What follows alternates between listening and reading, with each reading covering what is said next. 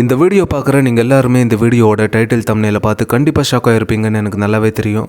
அதாவது இந்த படத்தை இன்னும் இந்தியாவில் ரிலீஸ் பண்ணலை. அதுக்குள்ளே நீ எப்படி இந்த படத்தை பார்த்து ரிவ்யூ போட்ட அப்படின்னா, இந்தியாவை தவிர மற்ற எல்லா கண்ட்ரிலையுமே இந்த படத்தை வந்து ரிலீஸ் பண்ணியாச்சு. அப்படி தான் நான் இந்த படத்தை பார்த்து இப்போ உங்களுக்கு ரிவ்யூ போட்டிருக்கேன். அது மட்டும் இல்லாமல் இந்த படத்தோட கதை என்ன அப்படிங்கிறதையும் நம்ம இந்த வீடியோவில் பார்த்துடலாம். இந்த படத்தோட கதை அப்படின்னா, பட ஆரம்பத்தில் ஹீரோவை ஜெயிலுக்கு கொண்டு போயிட்டுருக்காங்க. அப்படி அந்த ஜெயிலுக்குள்ளே போனதுக்கப்புறம் அடுத்த நாள் காலையில் ஹீரோ வந்து ஒர்க் அவுட் பண்ணிக்கிட்டு இருக்காரு அந்த ஜெயிலுக்குள்ளே.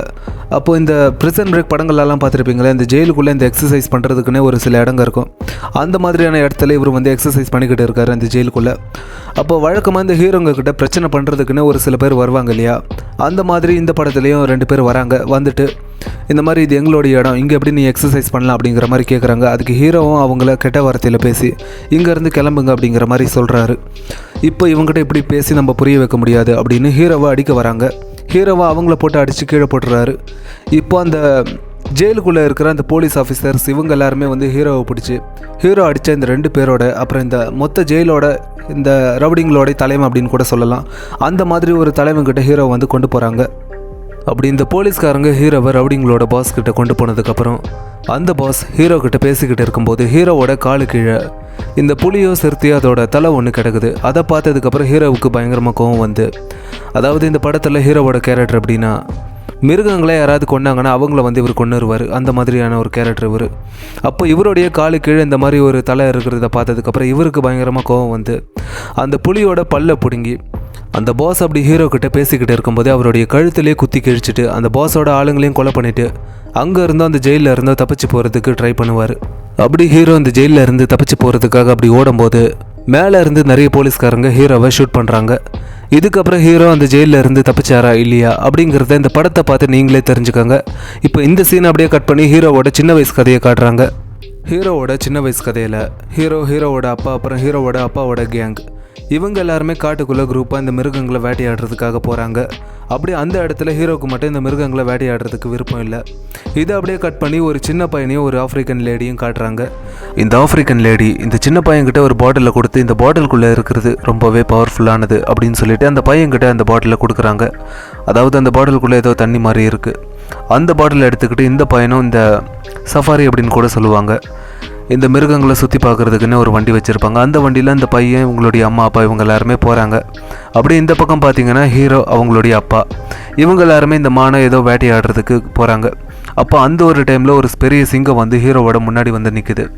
அப்போ ஹீரோ அந்த சிங்கம் மாற்றி மாற்றி பார்த்துக்கிறாங்க.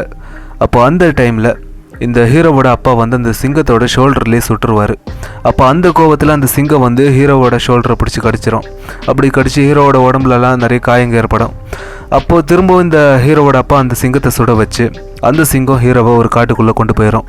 அப்படியே இந்த பக்கம் பார்த்தா இந்த சின்ன பையன் அவனோட அப்பா அம்மா கூட இந்த வண்டியில் போயிட்டுருக்கான். அப்படி போகும்போது அந்த வண்டிக்கு முன்னாடி ஏதோ அனிமல்ஸ் வருது. அதை பார்த்து இந்த பையனோட அப்பா அம்மா வந்து அதை ஃபோட்டோ எடுக்க ஆரம்பிக்கிறாங்க. அப்படி அவங்க ஃபோட்டோ எடுக்கிற அந்த கேப்பில் இந்த பையனுக்கு ஏதோ ஃபீல் ஆகுது. அதனால் இந்த பையன் வந்து இந்த வண்டியை விட்டு கீழே குதிச்சு அந்த சிங்கம் ஹீரோ எங்கே கொண்டு போச்சு அதே இடத்துக்கு போய் நிற்கிறான். அந்த சிங்கம் ஹீரோவை பார்க்குது, அதாவது அந்த சிங்கம் இந்த பையனை பார்க்குது. இந்த பையன் அந்த சிங்கத்தை பார்க்குறான். அப்போ தான் அந்த சிங்கம் வந்து அந்த காட்டுக்குள்ளே அந்த பையனை வந்து போட்டதுக்கப்புறம் அந்த சிங்கத்தை வந்து ஹீரோவோட அப்பா வந்து சுட வச்சு அதுக்கு பலமாக காயம் ஏற்பட்டிருக்கு. ஹீரோவுக்கும் பலமாக காயம் ஏற்பட்டிருக்கு. அப்போ அந்த சிங்கத்தோட ரத்தம் ஹீரோவோட அந்த காயத்தில் வந்து கரெக்டாக விழுது. அப்படி விழுந்ததுக்கப்புறம் அந்த சிங்கம் வந்து அங்கேருந்து கிளம்புது. அப்போது இந்த பையன்கிட்ட வந்து ஒரு பாட்டில் இருந்துச்சு இல்லையா, அந்த பாட்டிலை அந்த ஹீரோவோட வாயில் ஊற்றுறான். அப்படி ஊற்றுனதுக்கப்புறம் ஹீரோ வந்து ரொம்ப வினோதமாக நடந்துக்க ஆரம்பிக்கிறாரு. அதுக்கப்புறம் அந்த ஹீரோ வந்து வீட்டுக்கு போகிறாரு அவருடைய அப்பா கூட. அப்போ வீட்டில் ஹீரோவோட அப்பா ஒரு சிங்கத்தை கொண்டு அதோட தலையை வந்து செவுத்தில் மாட்டி வச்சுருக்காரு. அப்போ இந்த பையனுக்கு கோவம் வந்து, அதாவது ஹீரோவுக்கு பயங்கரமாக கோவம் வந்து அன்றைக்கி நைட்டே அந்த வீட்டை விட்டு கிளம்புறான்.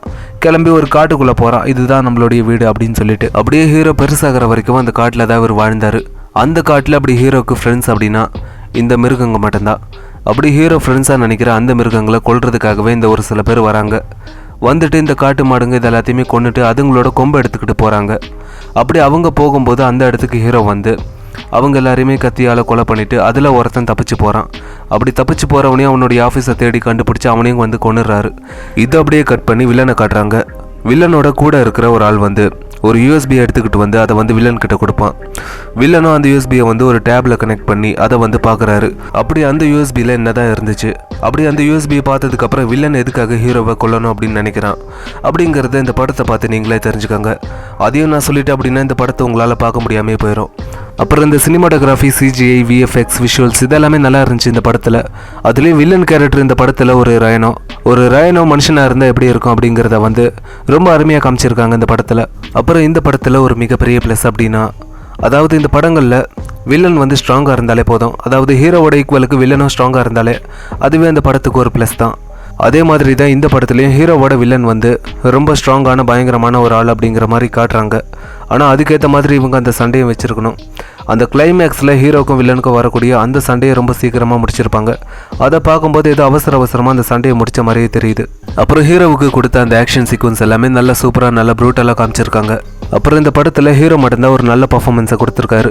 அதாவது இந்த படத்தில் ஹீரோக்கு மட்டுமே இம்பார்ட்டண்ட்டை கொடுத்து இந்த படத்தை எடுத்திருக்காங்களே தவிர வேறு யாருக்குமே அந்த அளவுக்கு இம்பார்ட்டன்ட் கொடுக்கல அப்படின்னே சொல்லுவேன்.